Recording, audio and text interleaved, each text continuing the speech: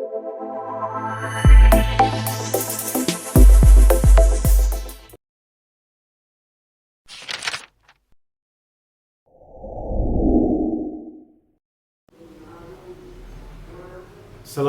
warahmatullahi wabarakatuh. Bismillah walhamdulillah wassalatu wassalamu ala sayyidina Muhammad Rasulillah wa ala alihi wa sahbihi wa mawala amma ba'd. Saudara sekalian, kuliah kita kali ini mengenai topik Islam dan kebangsaan.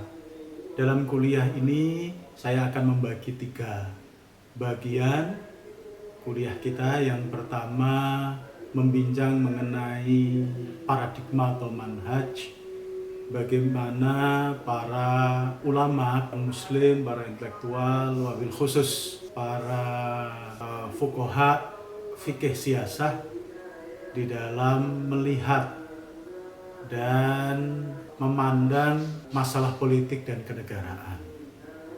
Itu bagian pertama. Bagian kedua, kita akan membicarakan mengenai bagaimana Islam melihat konsep nation state atau negara bangsa.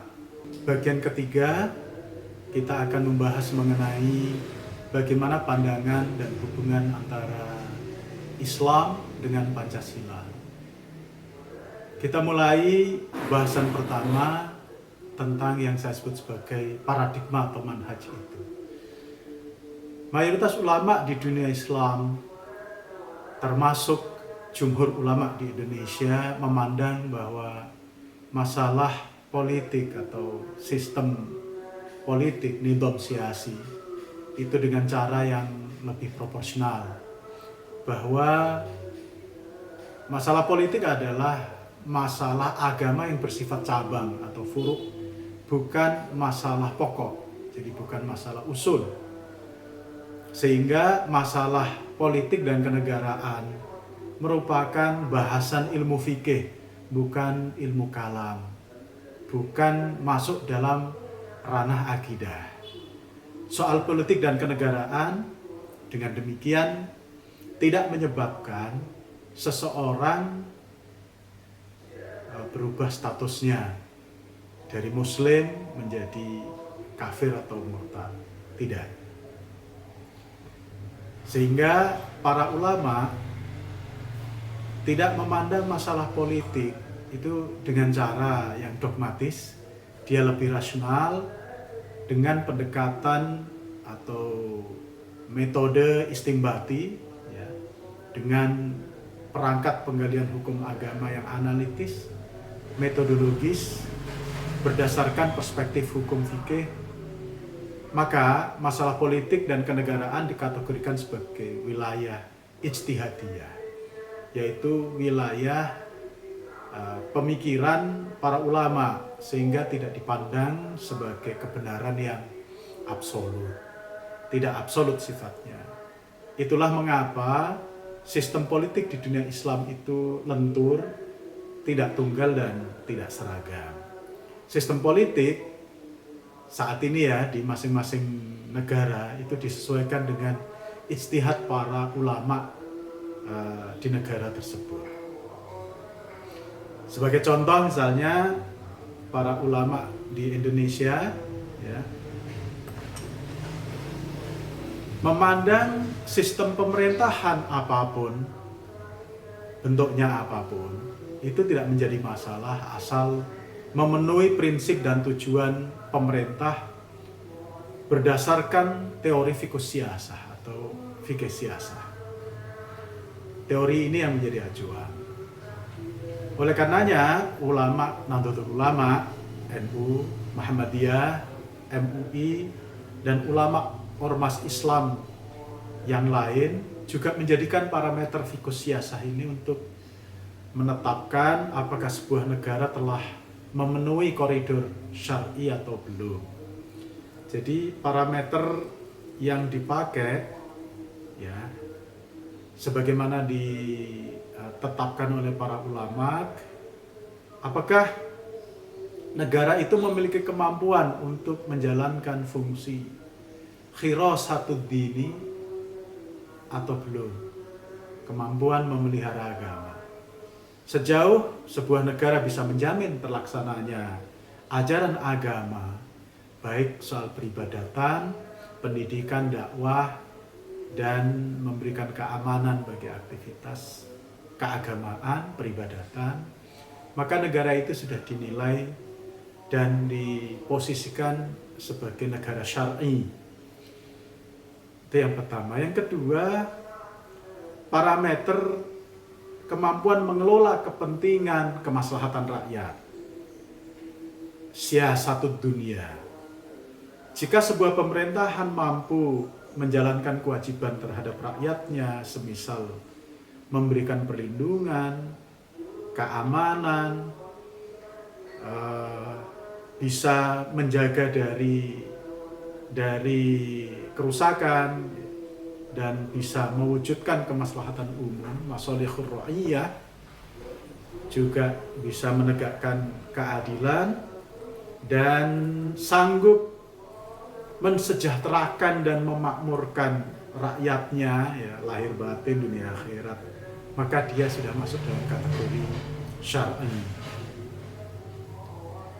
Sebenarnya para ulama sejak zaman abad pertengahan itu telah bersepakat bahwa dalam hal politik dan kenegaraan, kewajiban umat Islam itu hanyalah mengangkat kepemimpinan politik, yaitu mendirikan negara dan memilih pemimpin, nasbul imamah. Jadi yang wajib adalah mengangkat kepemimpinan, nasbul imamah. Mengacu kepada 3 ulama besar fiqhus siyasah, Imam Al-Mawardi, Ibnu Khaldun, dan Imam Al-Ghazali, ya. Beliau mengatakan bahwa mengangkat kepala negara atau nasbul imam dan membentuk pemerintahan atau aqdul imamah itu hukumnya wajib kifayah. Wajib bagi umat Islam, ini fardu kifayah. Atas dasar apa? Atas dasar ijma, khususnya ijma sahabah. Jadi acuannya adalah ijma sahabah. Memang ada pula yang mendasarkan hukum nasbul imam dan akdul imamah itu kepada ayat Quran tentang konsep suro dan ulil amri. Ya. Ada juga yang mengacu kepada hadis, ya, kepada hadis yang cukup masyhur, yang ya kadang-kadang juga dimaknai secara berbeda, yaitu hadis yang kurang lebih maknanya begini: barang siapa meninggalkan dunia dan dia tidak terikat dengan satu baiat, maka dia meninggal dalam keadaan jahiliyah.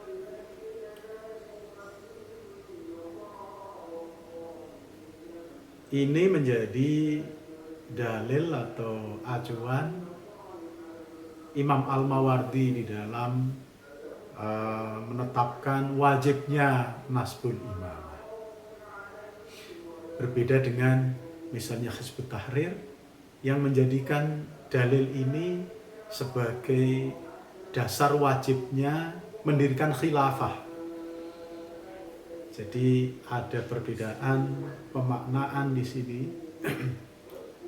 Baiat, ya, baiat itu kepada siapa? Kalau Al-Mawardi ya kepada pemimpin, bisa sultan, bisa malik, bisa wali, bisa presiden, rois, imam, dan sebagainya. Tidak harus khalifah. Nah,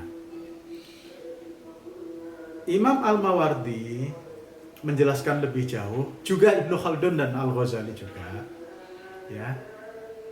Tujuan nasbul imamah adalah antara lain, pertama, untuk mencegah madarat atau kekacauan, baik berupa fitnah, perang saudara, atau chaos, ya, kekacauan.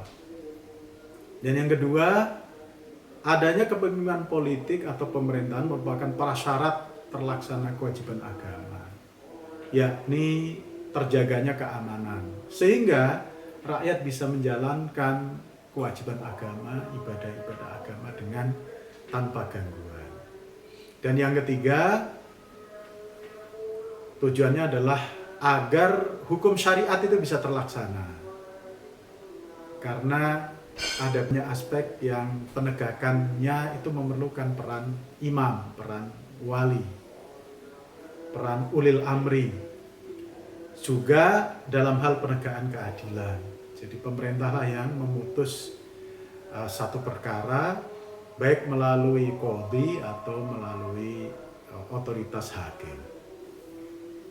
Nah, para ulama dan kaum intelektual Islam kontemporer juga bersepakat dengan ini, ya, dan menambahkan beberapa prinsip saja terkait dengan negara dan penyelenggaraan pemerintahan dalam Islam yang mengacu kepada Quran dan Sunnah, antara lain tentang prinsip musyawarah atau syura, prinsip keadilan, ya, al-adalah, kebebasan, al-hurriyah, persamaan, al-musawah, dan pertanggungjawaban pemimpin, ya, atas berbagai kebijakan yang diambilnya. Jadi al-mas'uliyah, mas'uliyatur ri'asah.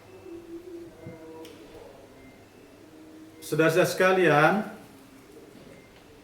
memang dalam masalah kenegaraan dan pemerintahan ini ada juga pendapat para ulama yang berbeda, baik terkait dengan syarat-syarat pemimpin, cara pengangkatan pemimpin, ketaatan rakyat pada pemimpin, bentuk negara kayak apa, konstitusinya bagaimana, hukum negaranya apa, apakah boleh dalam satu kurun waktu tertentu ada pemerintahan lebih dari satu, dan lain-lain. Ini bahasan-bahasan fikih siasah yang sering terjadi perbedaan pendapat. Namun di tengah perbedaan pendapat itu, ya, yang tampak nyata bahwa argumen atau acuan dalil fatwa-fatwa fikih yang dikeluarkan oleh para ulama adalah prinsip kemaslahatan, ya, prinsip kemaslahatan. Keragaman pendapat atau perbedaan atau ikhtilafat di kalangan para ulama di dunia Islam tampak nyata, misalnya dalam hal bentuk negara. Kita bisa lihat ada yang berbentuk mamlakah atau kerajaan. Saudi Arabia itu mamlakah, raja. Ada yang sultanah, misalnya Oman itu sultanah, kesultanan Oman. Ada emirat, ya, keamiran, itu Emirat Arab misalnya. Dan sebagian besar memang jumhuriyah, republik, ya. Hampir sebagian besar anggota negara-negara OKI itu berbentuk jumhuriyah atau republik. Nah, ini menunjukkan bahwa ada keragaman ijtihad, ya, dalam kaitannya dengan bentuk negara. Hal ini juga dapat kita lihat terkait dengan bagaimana menempatkan Islam dalam sistem negara yang itu diatur dalam konstitusi negara masing-masing. Hal ini sangat wajar sebab, ya, Quran sendiri hanya memandatkan satu konsep yang umum.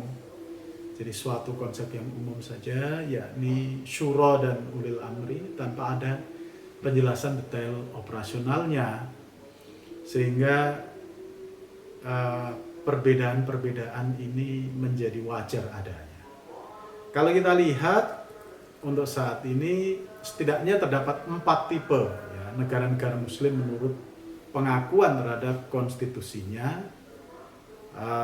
Posisi agama itu ada di mana. Yang pertama, ini jenis yang pertama, negara-negara yang menyatakan diri sebagai negara Islam, seperti Saudi Arabia, Iran, Afghanistan, Pakistan, Bahrain, Oman, Brunei, Maladewa, Mauritania dan Yaman. Jadi dalam konstitusinya Islam disebut sebagai negara, bentuknya adalah negara Islam. Yang kedua, negara-negara yang menyatakan Islam sebagai agama resmi negara, yaitu Mesir, Bangladesh, dan Malaysia. Ya. Tidak menyebut diri negara Islam, tetapi Islam adalah negara resmi negara. Ini bentuk kedua. Bentuk ketiga, negara-negara yang tidak memiliki penegasan konstitusi tentang agama negara. Jadi tidak ada satu pasal pun yang menjelaskan mengenai posisi agama itu sebagai apa, sebagai agama negara atau tidak. Nah, ini contohnya ya Indonesia, Syria, Uzbekistan itu salah satu yang menganut model ini. Dan yang jenis keempat adalah negara-negara yang bahkan ini negara muslim gitu, tapi menyatakan dirinya sebagai negara sekuler. Seperti Turki, Senegal, dan Azerbaijan. Negara muslim tetapi di dalam konstitusinya dinyatakan sebagai negara sekuler. Ya. Nah, mungkin Anda bertanya-tanya ya, kok bisa berbeda-beda begini? Nah, ini masalahnya. Quran sendiri tidak menjelaskan masalah kenegaraan secara jelas dan rinci.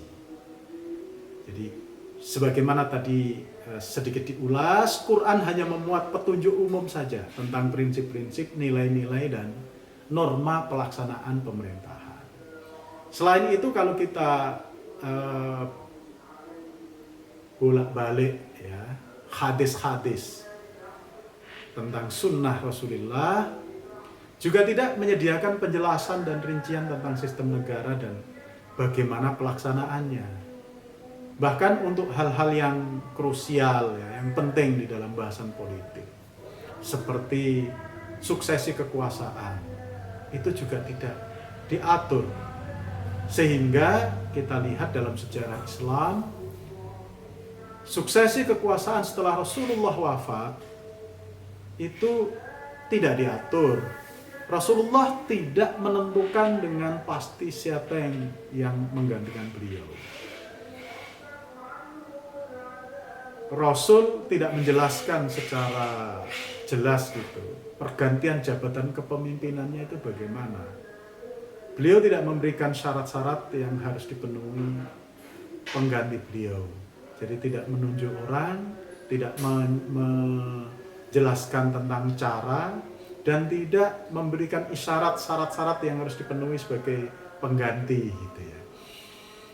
Dan juga terkait dengan detail-detail bentuk dan sistem negara termasuk kewenangan dan kekuasaan lainnya itu tidak ada juga di dalam hadis. Nah, inilah yang kemudian menjadi sebab kenapa para sahabat Nabi ya, zaman Khulafaur Rasyidin sekalipun itu mempraktekkan cara pengangkatan imam yang berbeda-beda. Ada yang pemilihan dengan sistem representasi kelompok. Ini pada era diangkatnya sahabat Abu Bakar. Kemudian ada model penunjukan. Sahabat Abu Bakar menunjuk sahabat Umar. Ada yang dalam bentuk ahlul halli wal aqdi, dibentuk tim musyawarah atau disebut sebagai ahlus syura. Ahlus syura. Ketika Umar digantikan oleh Sayyidina Utsman. Dan yang terakhir model pemilihan langsung, yaitu pembaiatan umum, di mana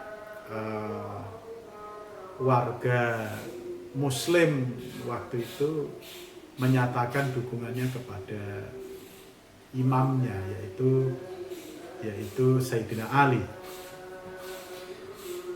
Nah, para sahabat ya setelah Khulafaur Rasyidin juga para tabi'in, penerusnya para tabi'in mempraktekkan konsep politik yang berbeda-beda juga. Ada yang khilafah, ya, mencoba meniru Khulafaur Rasyidin gitu. Tapi ada yang kemudian berubah menjadi imperium, menjadi kerajaan. Dan ada juga yang kepemimpinan kecil, kepemimpinan politik di pengasingan, misalnya ini kaum Khawarij, mereka punya negara di pengasingan dan punya pemimpin politik kepala negaranya. Dan imamah, ya ini kaum Syiah, ya, memakai sistem imamah. Nah, umat Islam pada era selanjutnya lebih banyak mengarah kepada model kerajaan, ya, mamlakah, ya. Mamlakah atau sultanah, kesultanan. Ini hampir-hampir sama lah ya, mamlakah dan sultanah. Juga keamiran atau imarat yang lebih kecil, dan bentuk negara jumhuriyah atau negara republik. Nah, apakah ini mempunyai makna? Oh ya, mempunyai makna, mempunyai hikmah, dan mempunyai tujuan. Jadi Allah membiarkan masalah politik ini tidak diatur detail dalam Quran maupun Sunnah maupun hadis. Ya, pernyataan Nabi kan wahyu, jadi atas petunjuk Allah. Allah ya tidak memberikan penjelasan yang detail tentang masalah ini. Nah, menurut seorang intelektual yang cukup ternama ya di dunia Arab, ya, Muhammad Diyauddin Ar-Rais, itu mengatakan ini mengandung hikmah, ya. Ada beberapa hikmah. Yang pertama, dengan tidak diaturnya secara detail, itu ada kewenangan luas bagi umat Islam untuk menentukan format dan detail-detail sistem pemerintahan Islam. Dengan demikian, terbuka ruang kepada para ulama untuk berijtihad dan memberikan ruang bagi aspirasi masyarakat umat Islam. Yang kedua, terbukanya lapangan ijtihad yang luas bagi para ulama untuk menjawab perkembangan ya, yang terus terjadi dan menyesuaikan dengan situasi dan kondisi setempat. Karena makin lama Islam makin bergerak menjauhi Arab, ya, Jazirah Arabia, dengan konteks lokalnya masing-masing, dengan budaya dan kondisi alam yang jauh berbeda. Yang ketiga, umat Islam menjadi bisa menggunakan nalar dan pikirannya untuk menciptakan sendiri sistem politik dan kemasyarakatannya sesuai perubahan kebutuhan dan kemaslahatannya. Ini situasi terus berubah, oleh karenanya peran nalar dan pikiran umat Islam menjadi makin penting ya untuk terus mengadaptasi dengan perubahan-perubahan itu. Saudara sekalian, ini bagian yang pertama. Kufur dan tauhid itu enggak umum lah di dunia Islam. Ini enggak populer dan dianggap sebagai ini cara pandang keliru.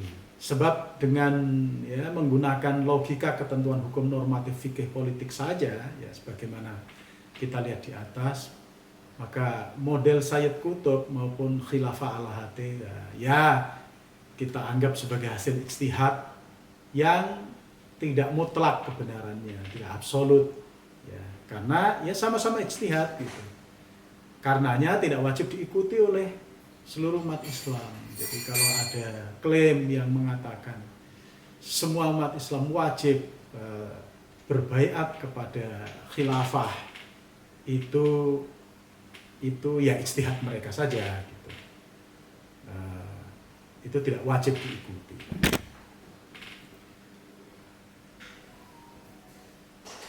Nah,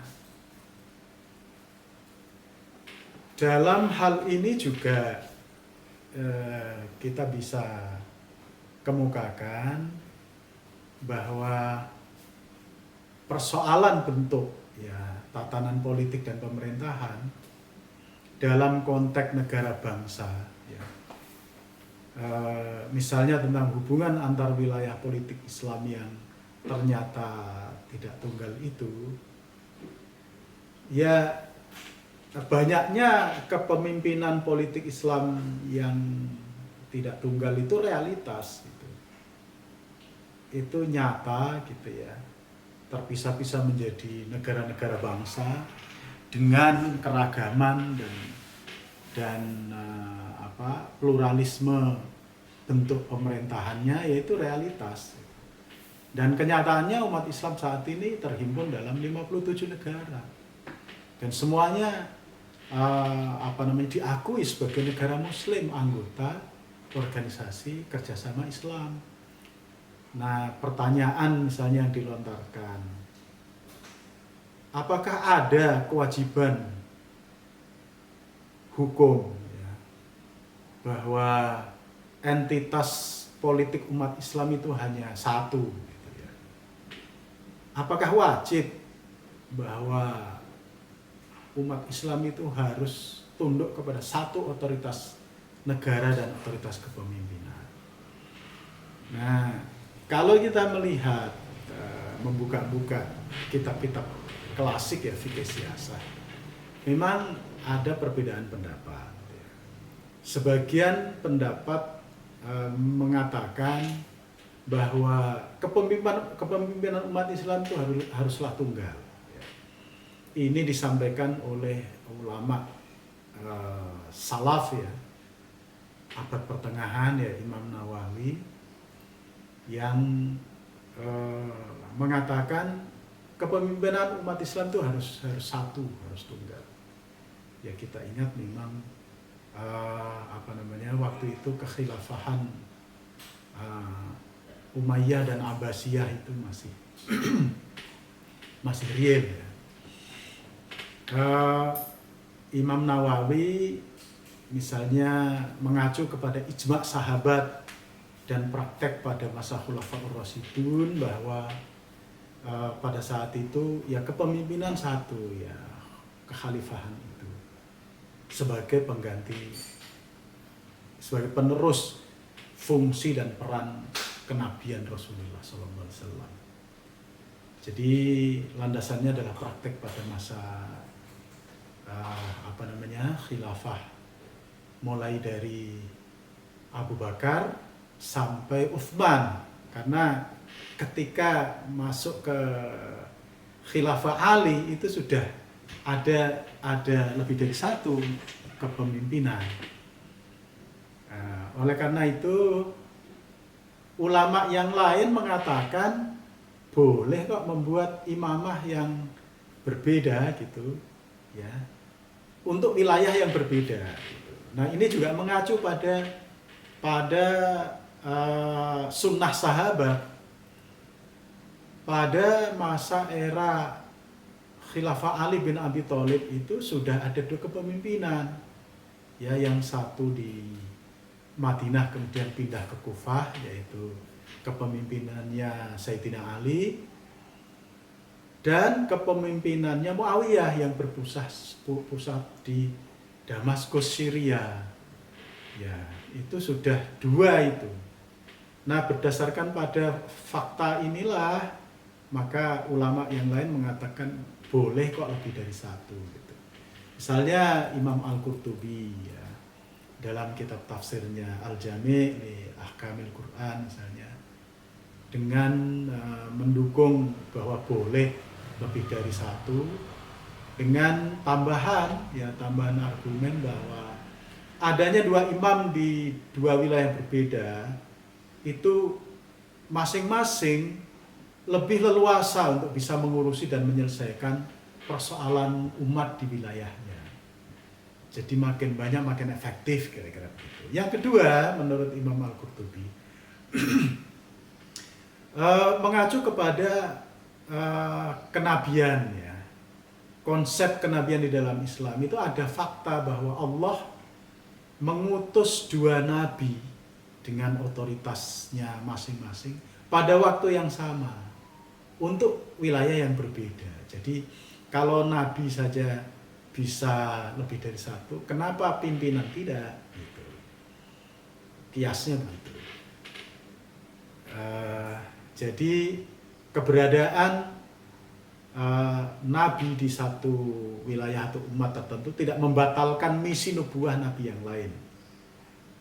Ya, sama saja dengan munculnya keimaman di satu wilayah tidak membatalkan keimaman di wilayah yang lain. Jadi boleh lebih dari satu. Nah, dengan alasan tuntutan perkembangan umat Islam di konteks negara modern sekarang ini yang makin meluas ya, dan sulit untuk dihindari ya, memang makin lama makin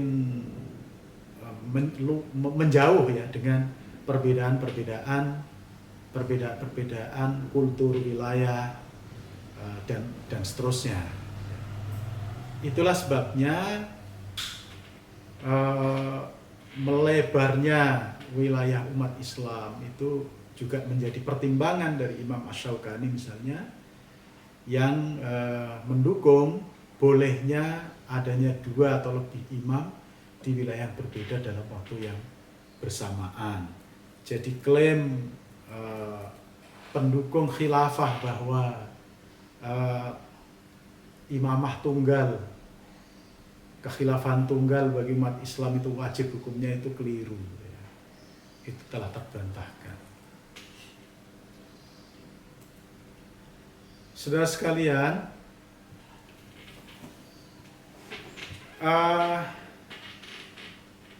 kenapa sih ya para pimpinan kita itu memilih bentuk negara kebangsaan?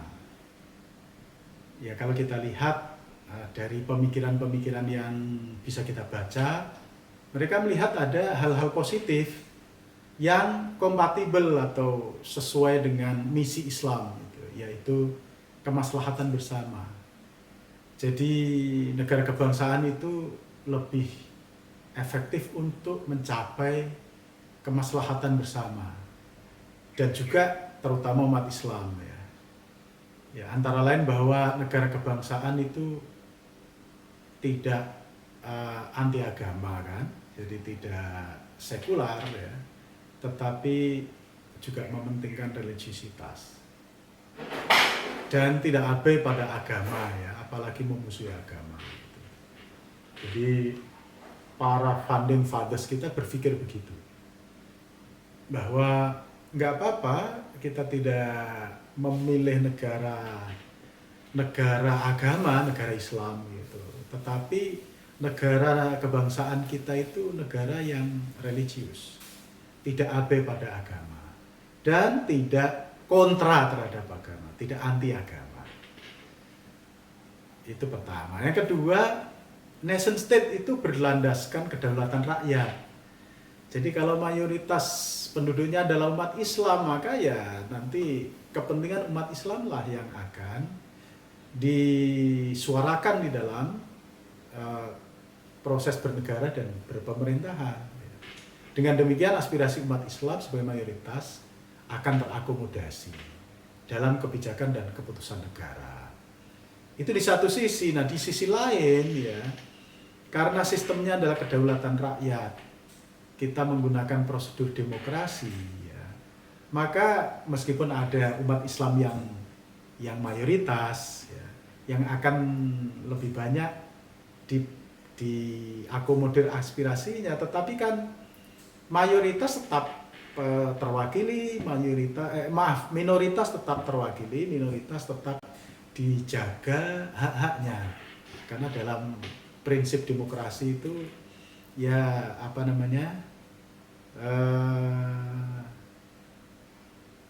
majority rule, minority right gitu. Jadi yang mayoritas berkuasa memegang pemerintahan gitu, yang minoritas haknya dijaga gitu. Itulah ya kenapa para founding fathers kita itu merasa ini negara kebangsaan demokrasi nih yang pas gitu. Dan asas ya dalam negara kebangsaan adalah kesetaraan. Nah, ini penting ya. Jadi adanya jaminan semua warga negara itu di depan hukum sama. Jadi tidak ada mayoritas yang kemudian menjadi kelas 1 lalu minoritas menjadi kelas 2. Nah, itu nggak sesuai dengan prinsip al-musawah itu dalam ajaran Islam. Jadi prinsip kesetaraan dalam negara bangsa itu penting, dan oleh karenanya menjadi salah satu ya aspek mengapa para founding fathers kita itu memilih negara bangsa.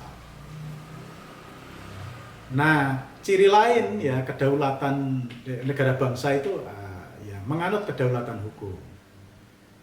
Keadilan bisa ditegakkan, dan al-adalah itu kan prinsip penting ya di dalam agama. Jadi keadilan, kedaulatan hukum itu kompatibel dengan ajaran Islam, di mana ya menegakkan keadilan adalah bagian dari amal soleh.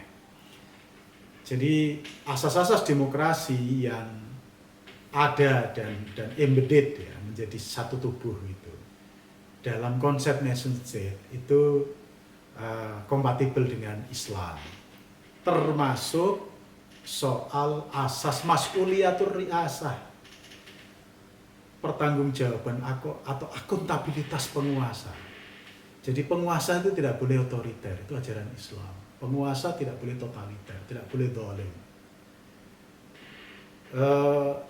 Pemerintah, penguasa itu harus melindungi keselamatan rakyat, bukan malah menjadi sumber ancaman bagi rakyat. Gitu. Memperjuangkan kepentingan rakyat, bukan menghisap dan memenuhi atau memunculkan kemaslahatan, kesejahteraan, kemakmuran bagi mereka. Jadi visi ideal dari nation state inilah yang dianggap kompatibel dengan ajaran Islam.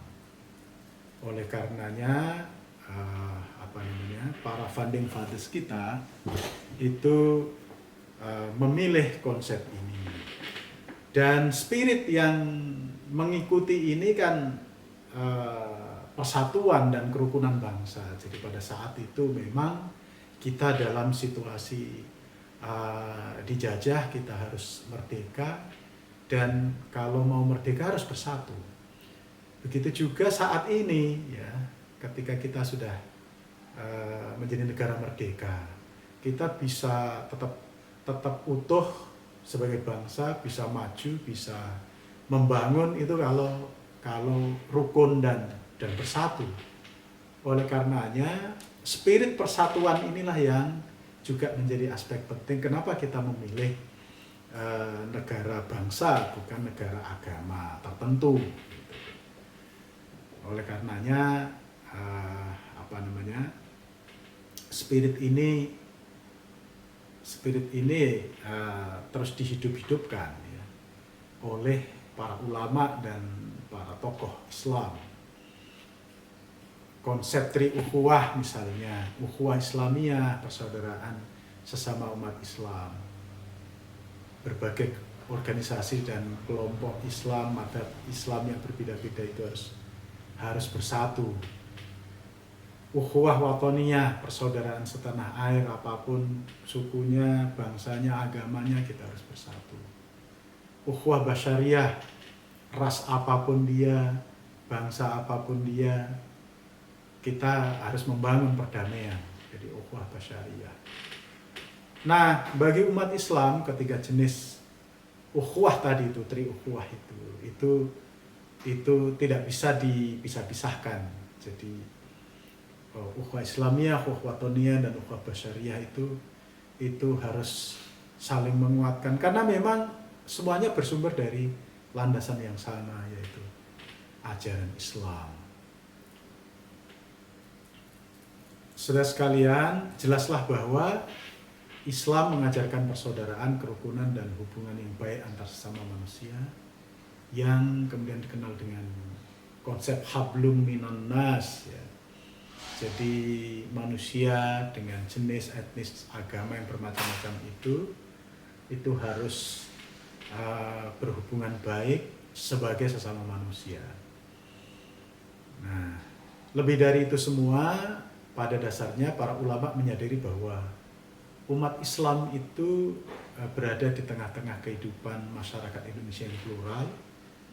Mereka beraneka ragam suku, budaya, agama, bahasa dan cara hidup, ya, adat istiadat.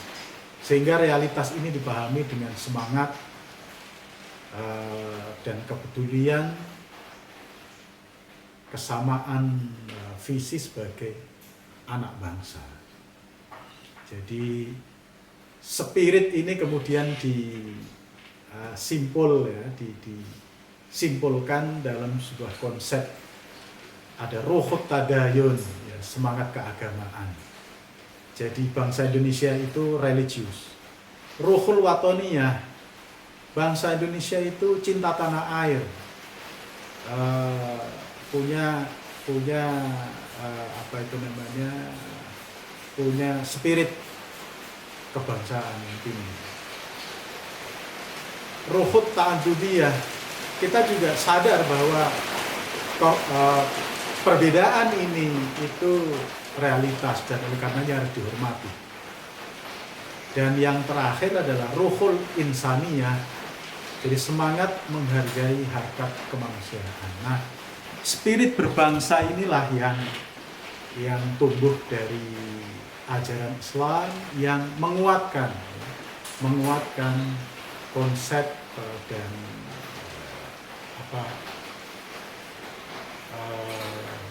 keberadaan konsep negara bangsa di Indonesia. Saudara sekalian, kita sampai ke bahasan yang ketiga mengenai hubungan antara Islam dan Pancasila. Jadi bagaimana para ulama di Indonesia dan para tokoh-tokoh Muslim dan intelektual memandang Pancasila dari kacamata Islam. Berdasarkan pada pandangan keagamaan, khususnya perspektif hukum fikih, mayoritas umat Islam itu berpendapat bahwa sistem negara yang ada, yaitu negara Pancasila, negara kesatuan Republik Indonesia berdasarkan Pancasila, merupakan bentuk pemerintahan yang sah, yang tidak diperlukan lagi sistem alternatif. Ya, nggak perlu lagi diganti dengan negara Islam atau negara khilafah. Sebab menurut para ulama, negara Pancasila ini telah memenuhi ketentuan syariat. Ya, kita bisa lihat misalnya Nahdlatul Ulama yang merupakan organisasi terbesar kaum ulama dan santri bersepakat bahwa negara Republik Indonesia yang berdasarkan Pancasila ini sebagai bentuk final. Artinya sudah syar'i, jadi nggak perlu lagi diubah-ubah dan wajib hukumnya untuk mempertahankan.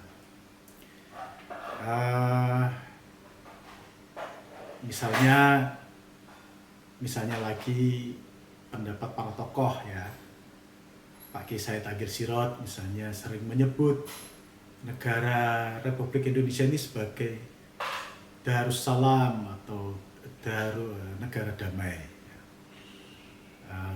NU itu sebelumnya malah menyebutnya sebagai negara Islam. Jadi negara yang ada di negara yang ada di Nusantara ini, negara Indonesia yang menjadi tumpah darah dari mayoritas umat Islam itu disebut sebagai negara Islam. Mengapa? Karena memang sudah memenuhi ketentuan syar'i, yaitu kita bebas melakukan peribadatan dan umat Islam terpenuhi hajat hidupnya. Jadi riayatuddin wa himayatuddin wa riayatud dunia itu telah terpenuhi. Jadi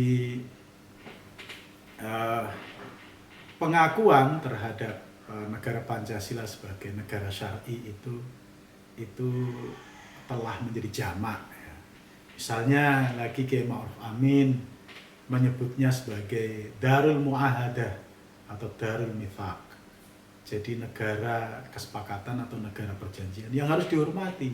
Menurut Kiai Ma'ruf itu kita sudah meletakkan kesepakatan dan kita wajib untuk menjunjung tinggi kesepakatan itu.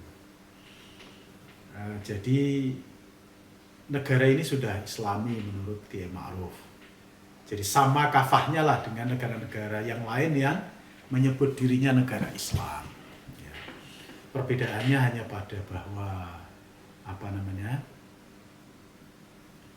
yang satu menggunakan simbolisme, yang satu tidak. Ya. Yang satu lebih berorientasi kepada jauhariyah, kepada substansinya.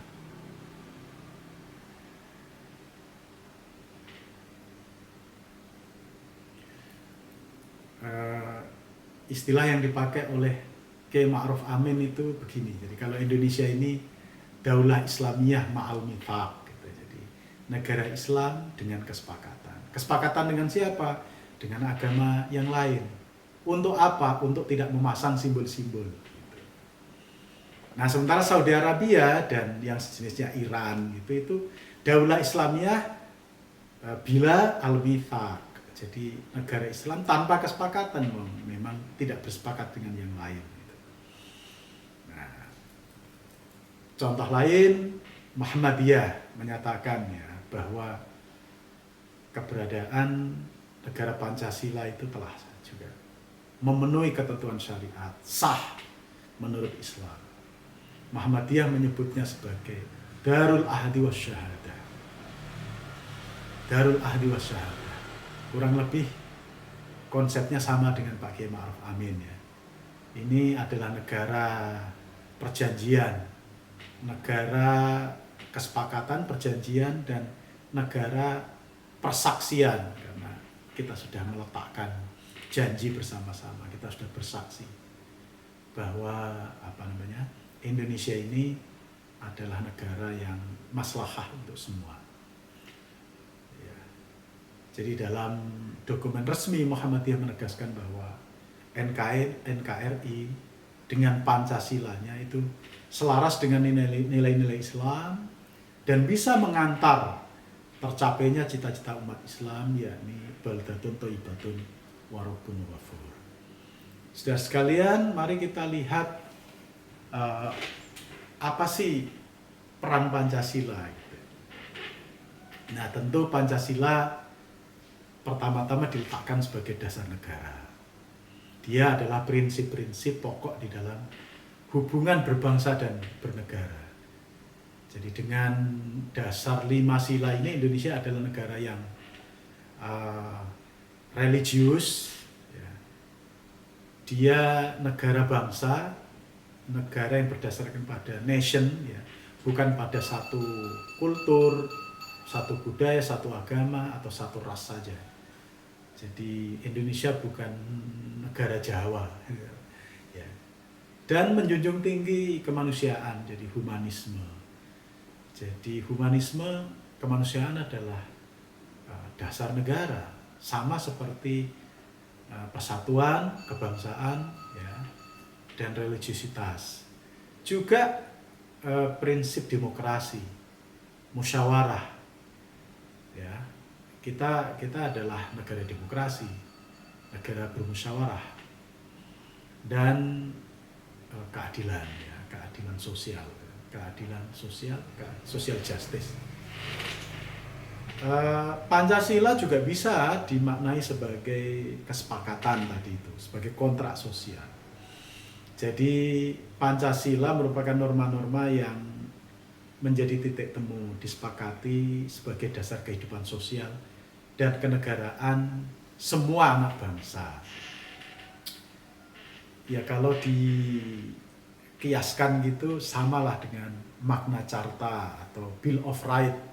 Kalau Magna Carta itu fundamentnya eksistensinya Inggris, Bill of Rights itu fundament eksistensinya Amerika Serikat. Kita punya Pancasila.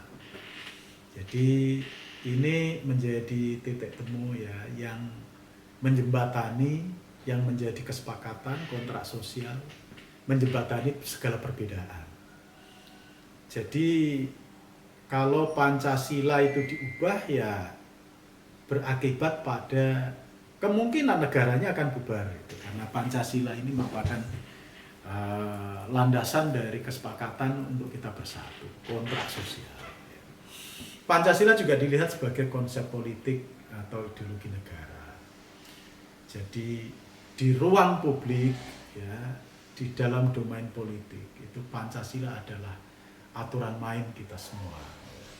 Jadi sebagai ideologi negara berlaku pada struktur dasar dari kehidupan kenegaraan, ya menjiwai lembaga-lembaga politik, menjiwai ekonomi, kehidupan sosial, dan sebagai kesatuan kerjasama dalam hidup bernegara.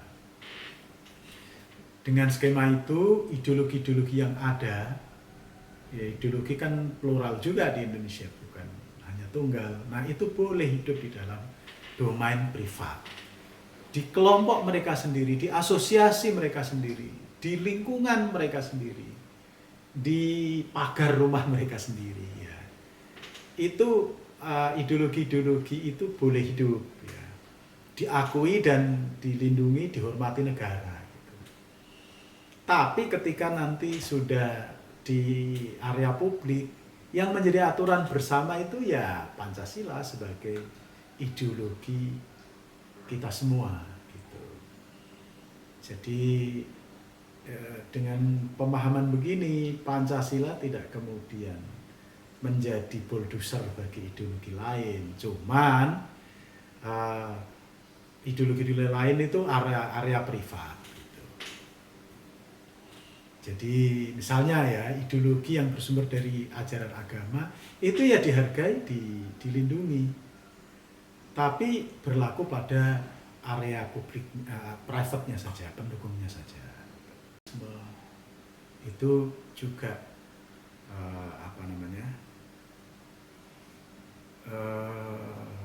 berlaku di domain private.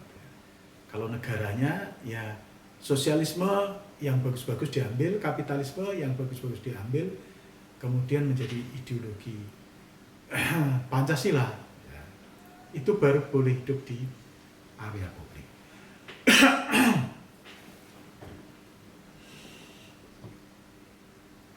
Nah, berikutnya Pancasila juga berperan sebagai ideologi kebangsaan.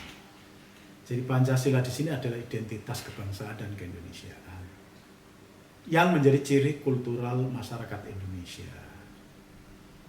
Jadi nilai-nilai yang dikandung dalam Pancasila itu ya dianggap sebagai perangkat nilai yang menjadi lem perekat, menjadi semen ya.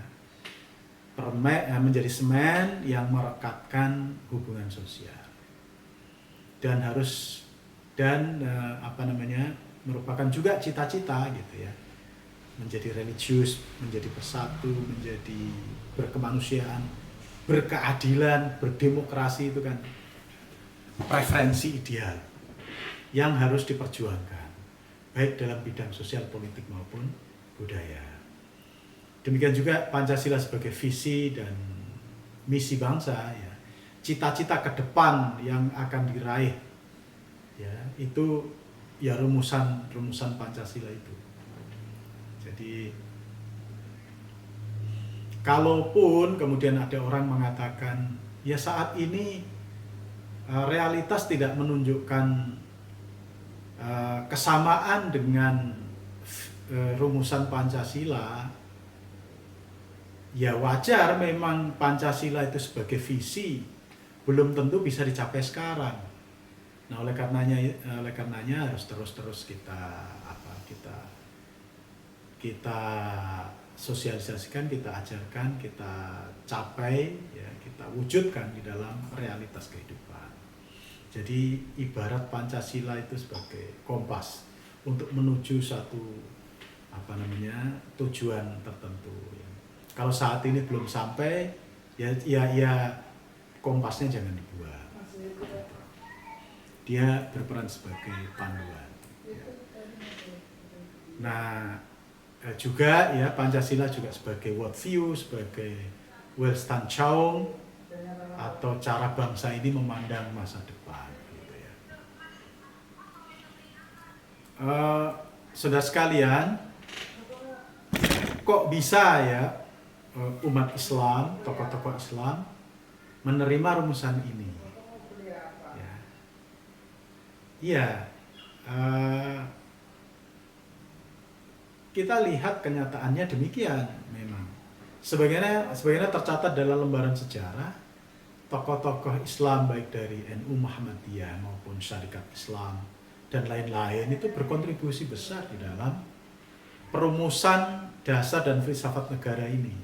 Misalnya NU melalui Kiai Wahid Hasyim yang selalu berkonsultasi dengan Hadratus Syekh Hasyim Asy'ari. Dari Muhammadiyah ada Mas Mansur, ada Ki Bagus Adikusumo, ya, yang lain-lain ada Abdul Kahar Muntakar, ada Gus Salim, ada Abi Kusno, ya. Dan panitia kecil yang anggotanya antara lain tokoh-tokoh Islam ini yang kemudian merumuskan Muqaddimah Undang-Undang Dasar 45 yang di dalamnya ada rumusan Pancasilanya yang waktu itu disebut sebagai Piagam Jakarta, ya, yang pasal satunya ada 7 katanya. Ya, kemudian karena ada keberatan, ya sudah 7 katanya diganti dengan ketuhanan yang Maha Esa, ya. Dengan kewajiban menjalankan syariat Islam bagi pemeluk-pemeluknya, ya, itu diganti dengan yang Maha Esa.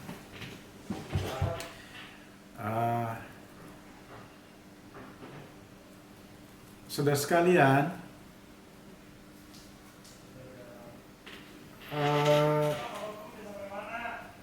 ya bukti sejarah memperlihatkan bahwa umat Islam terlibat aktif dalam lahirnya Pancasila sebagai dasar negara. Jadi ini sekaligus membuktikan bahwa umat Islam sejak dulu itu sudah terbiasa hidup bersama dengan komponen bangsa lain yang berbeda-beda itu. Jadi siap dan sudah terbukti bisa mengutamakan kepentingan bersama di atas kepentingan kelompok Islam sendiri. Namun memang ini tidak kemudian tanpa tantangan.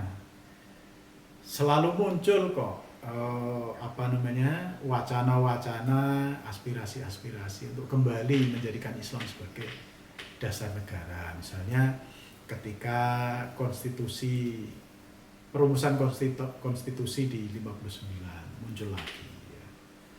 Kemudian pada tahun 2000 muncul lagi. Tapi umat Islam mampu untuk mencari jalan yang paling maslahah untuk tidak mengubah negara Pancasila ini.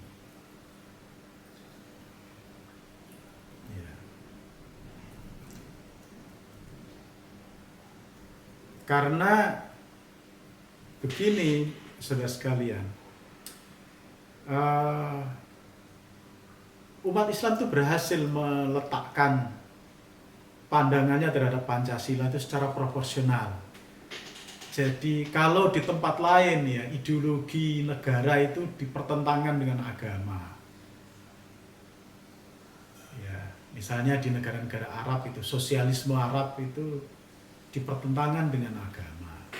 Kalau kita enggak, Pancasila adalah ideologi, agama itu wahyu gitu. Jadi tidak apple to apple untuk dipersamakan. Pancasila ya Pancasila, agama ya agama, tidak saling menegasikan. Nah, oleh karena itu para ulama NU misalnya itu meletakkan posisi ini secara tepat. Ya, NU dan Muhammadiyah itu relatif tidak mendapatkan kesulitan untuk menerima Pancasila. Misalnya NU tahun 84 di Situbondo sudah mengatakan bahwa Pancasila NKRI itu pilihan terbaik. Dan memang Pancasila bukan agama, agama juga bukan Pancasila. Jadi tidak bisa dipergantikan. Gitu. Agama adalah wahyu yang mengatur kehidupan berhubungan dengan Allah Subhanahu wa taala, urusan bagaimana mencapai kebahagiaan di akhirat terutama gitu ya. Nah, Pancasila ini kan cara hidup kita berbangsa. Hanya terbatas pada cara hidup kita berbangsa. Misalnya tokoh Muhammadiyah ya, Buya Syafi'i Ma'arif itu mengatakan begini, ya realitasnya masih ada gitu pihak-pihak yang mempertentangkan Pancasila dan Islam. Tapi menurut beliau ini kesia-siaan gitu. Dan memang ya selalu hanya menjadi arus kecil ya. Tapi umat Islam yang besar, yang mayoritas itu tetap menghendaki Pancasila sebagai ideologi bangsa kita. Ya. Karena Pancasila ya telah dikukuhkan ya sebagai fundamental norm bagi bangsa kita. Dan ini sudah selesai. Ini sudah selesai. Tahun 80-an umat Islam telah menuntaskan masalah mengenai kontroversi Pancasila dan Islam. Dan Pak Syafi'i Ma'arif misalnya mengutip ungkapannya dari Pak Hatta ya. Jadi Pak Hatta bilang begini, perjuangan umat Islam dalam menegakkan Islam itu haruslah mengacu atau meniru pada ilmu garam, bukan ilmu ginju. Kalau ilmu garam itu filosofinya begini, terasa tapi tidak kelihatan. Sedangkan ginju itu terlihat tapi tak terasa. Jadi menurut Pak Syafi'i ya, Buya Syafi'i itu yang menyitir istilahnya Hatta bahwa Islam Indonesia itu tidak perlu terjebak dalam berbagai simbol seremoni ya kayak gincu gitu ya, merah membara gitu, tapi tidak substansi gitu. Tapi sebaliknya yang penting adalah bersungguh-sungguh menjelmakan roh Islam ya, tentang keadilan, tentang kehidupan yang harmoni ya, kehidupan yang berkecukupan ya. Daripada memperjuangkan formalisasi Islam dalam tatanan simbol-simbol ya. Itu istilahnya Buya Syafi'i itu pemerkosaan, mohon maaf ya, dan manipulasi Islam ya, yang tanpa benar-benar memperjuangkan inti dari ajaran Islam itu sendiri. Jadi bagi organisasi besar seperti NU dan Muhammadiyah, diskusi tentang relasi agama vis-a-vis negara, Islam vis-a-vis Pancasila itu sudah selesai. Jadi keputusan dua organisasi itu telah bersepakat untuk mengakhiri perdebatan ini dan fastabiqul khairat gitu, berlomba-lomba untuk mengisi substansinya agar garam Islam itu terasa gitu. Jangan memperjuangkan ginju tapi tidak ada rasanya.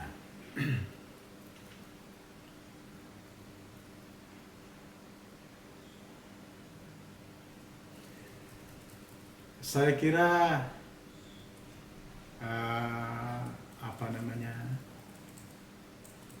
Ini yang bisa saya sampaikan, saudara sekalian.